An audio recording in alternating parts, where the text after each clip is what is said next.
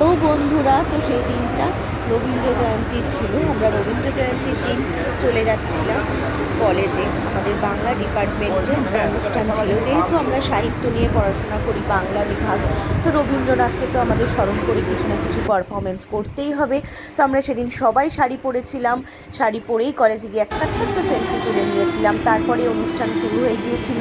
কবিগুরুকে প্রণাম করে আমরা তার স্মরণে তাকে কিছু নিবেদন করে করছিলাম কিছু প্রোগ্রাম। আমি করেছিলাম, একটি গান গেয়েছিলাম, সেটার ভিডিও ক্লিপস শেয়ার করলাম না আর। যাই হোক, তো কিছু নাচ গান শেয়ার করছিলাম। তারপরে কিছু ছবি আমরা তুলে, দিদিটা ভীষণ মিষ্টি একটা দিদি, দেখতেই পাচ্ছ প্রোগ্রাম চলছে, তাও আমি তোমাদেরকে দেখাবো বলে কিছু ভিডিও তুলে নিয়েছিলাম প্রোগ্রাম চলাকালীনই।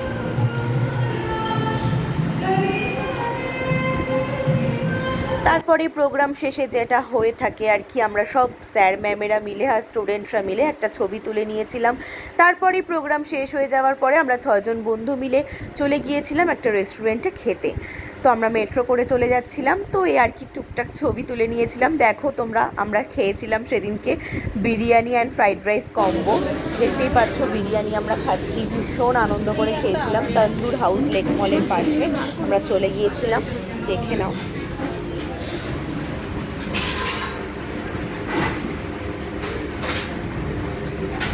মাস্টার্স করতে গিয়ে কলেজের ফার্স্ট বন্ধুদের সাথে খেতে যাওয়া, তো দেখতেই পাচ্ছ ভীষণ আনন্দ করতে করতে, মজা করতে করতে আমরা খাচ্ছিলাম। সবাই খেতে ব্যস্ত।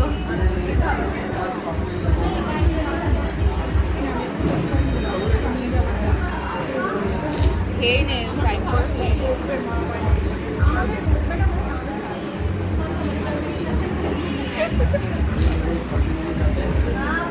আমাদের থালি না ভাই।